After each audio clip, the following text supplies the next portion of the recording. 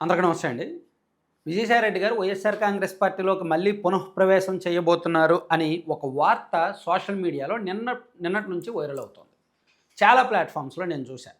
చాలా social media, digital media ప్లాట్‌ఫామ్స్‌లో కొన్ని వెబ్‌సైట్‌ల్లో కూడా నేను చూశాను. విజయసాయిరెడ్డి గారు మళ్ళీ వైసీపీలోకి వెళ్ళబోతున్నారు, మళ్ళీ యాక్టివ్ అవ్వబోతున్నారు అని. సో, నన్ను చాలామంది అడుగుతున్నారు. ఆ లింక్ పెట్టి అన్న ఇది నిజమా కాదా? మీరు చెప్తే మీరు కరెక్ట్‌గా చెప్తారు చెప్పండి అని చాలామంది అడుగుతున్నారు. సో, దీనిలో నేను నాణేనికి రెండు వైపులా పరిశీలించి నాకున్న సోర్సులను కన్ఫర్మ్ చేసుకొని నేను చెప్తున్న అంశం ఏమిటంటే, విజయసాయిరెడ్డి గారు వైసీపీలోకి వెళ్ళేది లేనిది ఇప్పుడు మనం కన్ఫర్మ్ చేయలేం. కానీ నాకు తెలిసినంత వరకు ఇప్పటికిప్పుడు వెళ్ళే అవకాశం లేదు. ఎందుకంటే దానికి కొన్ని కారణాలు మనం అనలైజ్ చేసుకోవాలి. అసలు ఆయన వైసీపీ నుంచి బయటకు రావడానికి 2 కారణాలు, 3 కారణాలు. ఫస్ట్ రీజను ఆయన వైసీపీలోనే ఉంటే ఆయన కూడా లిక్కర్ స్కామ్‌లో నిందితుడిగా ఉంటారు.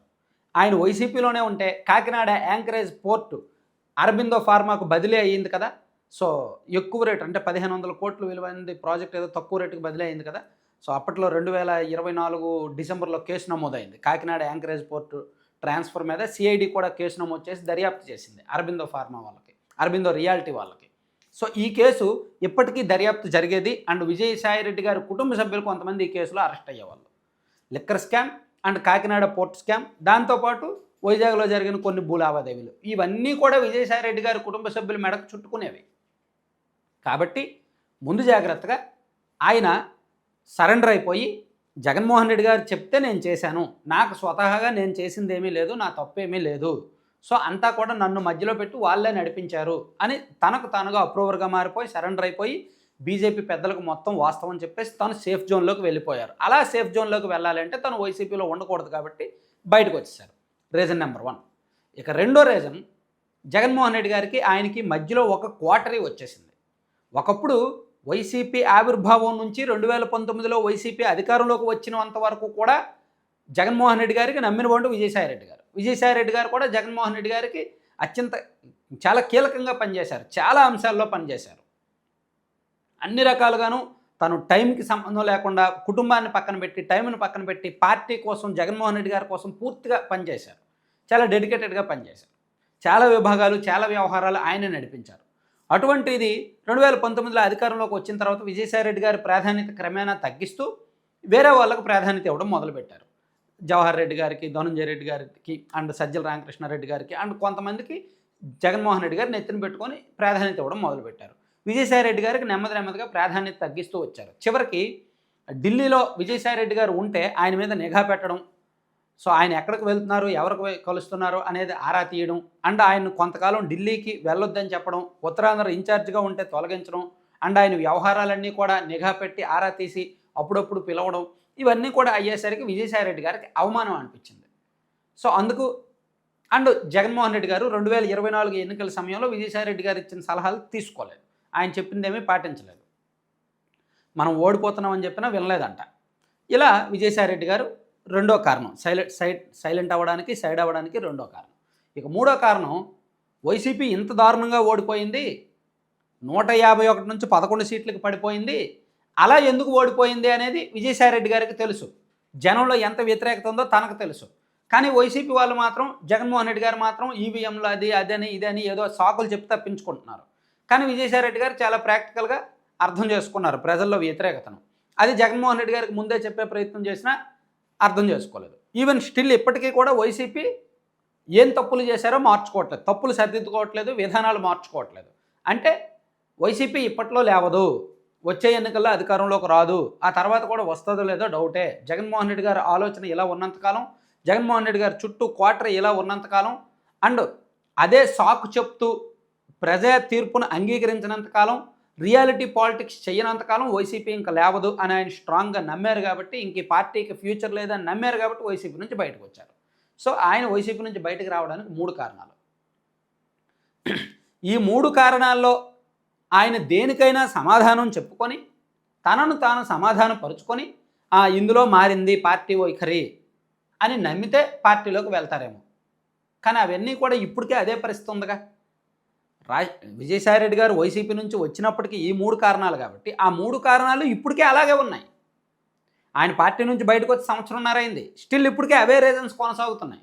సో వైసీపీ ఏమీ బలం పుంజుకోలేదు, 2029లో ఏమీ అధికారంలోకి రావడానికి కావాల్సినంత రాజకీయం చేయట్లేదు, ఆ స్ట్రాటజీ చేయట్లేదు, ఆ విధానాలు మార్చుకోలేదు, ఆ తప్పులు సరిదిద్దుకోవట్లేదు, వ్యతిరేకతను పోగొట్టుకోవట్లేదు.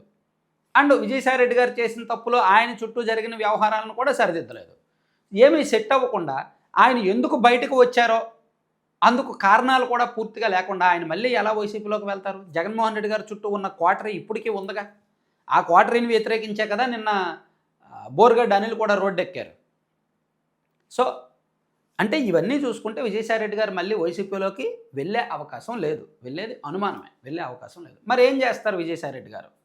నాకు తెలిసినంత వరకు ఆయన 2 దారులు ఎంచుకున్నారు. ఒకటి, మీడియా పెడుతున్నాను అని ఆయన ఆల్రెడీ అఫీషియల్గా ప్రకటించారు. ఒక 3 నెలల కిందట ఆయనే ప్రకటించారు. సొంతంగా ఒక మీడియా పెడుతున్నారు, ఒక డిజిటల్ మీడియా ప్లాట్ఫామ్ పెడుతున్నారు, అలాగే మెయిన్ స్ట్రీమ్ మీడియా ఛానల్ కూడా పెట్టబోతున్నారు. దీనికి సంబంధించి విస్తృతంగా జూబ్లీ హిల్స్లో కార్యాలయం ఏర్పాట్లై జరుగుతున్నాయి. మేబీ దసరా నాటికి ప్రారంభిస్తారేమో చూడాలి.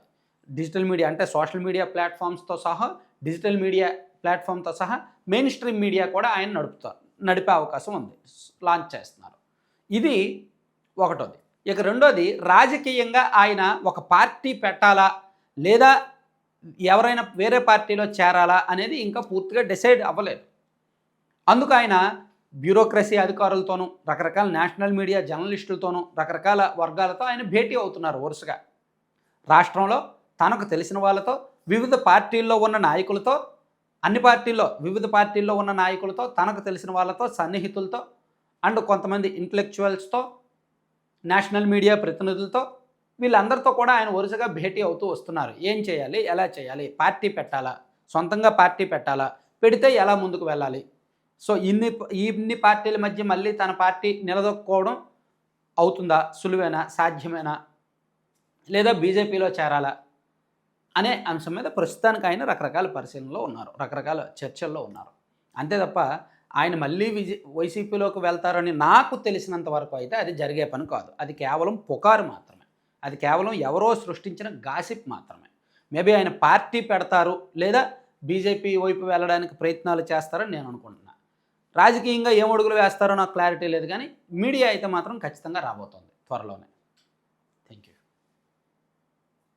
కంటెంట్ చివరి వరకు చూసిన ప్రతి ఒక్కరికి ధన్యవాదాలండి. కంటెంట్కి సంబంధం లేకుండా లడ్డూపల్లెం.com అని మంచి organic and multiple health benefits ఉండే ప్రొడక్ట్స్ ఇవన్నీ కూడా ఒక 20 మంది మహిళలు కలిపి ఐఐఎంఆర్లో ట్రైనింగ్ తీసుకొని చేస్తున్నారు. Millets, seeds, dry fruits, nuts, వాటితో వీళ్ళు లడ్డూలు చేస్తారు, అలాగే హాట్ స్నాక్స్ చేస్తారు, అలాగే powders, ABC powder, Amla beetroot carrot powder, Apple beetroot carrot powder, protein powder లాంటి పిల్లలకి ఉపయోగపడే పౌడర్స్, అలాగే పెద్దవాళ్ళ కోసం మునగాకు పొడి, జామాకు పొడి కూడా వీళ్ళ దగ్గర ఉంటాయి. సో మీకు కావాలనుకున్న వాళ్ళు 9997839994 నెంబర్కి వాట్సాప్లో మెసేజ్ చేయండి లేదా కాల్ చేసి ఆర్డర్ చేసుకోండి. ఇంకో ముఖ్యమైన విషయం ఏంటంటే, ఇటువంటి హెల్దీ ప్రోడక్ట్స్ మీరు కూడా మీ ఏరియాలో రిటైల్ స్టోర్స్ పెట్టి అమ్ముకునే అవకాశం ఉంది. సో వీళ్ళు ఫ్రాంచైజీలు కూడా ఇస్తున్నారు, రిటైల్ అవుట్లెట్స్ కూడా ఇస్తున్నారు. సో మీ ఏరియాలో మీరు పెట్టాలి అనుకుంటే 2 ఆప్షన్స్ ఉన్నాయి. ఒకటి, ఫుల్ టైం ఫ్రాంచైజీ పెట్టవచ్చు, 2 కియోస్క్ స్టోర్ లాంటి చిన్న స్టాల్ కూడా పెట్టుకోవచ్చు. రెండిట్లో ఏదైనా సరే వీళ్ళ దగ్గర ఆప్షన్ ఉంది. సో మీకు ఇంట్రెస్ట్ ఉంటే 9997839994 స్క్రీన్ మీద కనిపిస్తున్న నెంబర్కి వాట్సాప్లో మెసేజ్ చేయండి లేదా కాల్ చేయండి.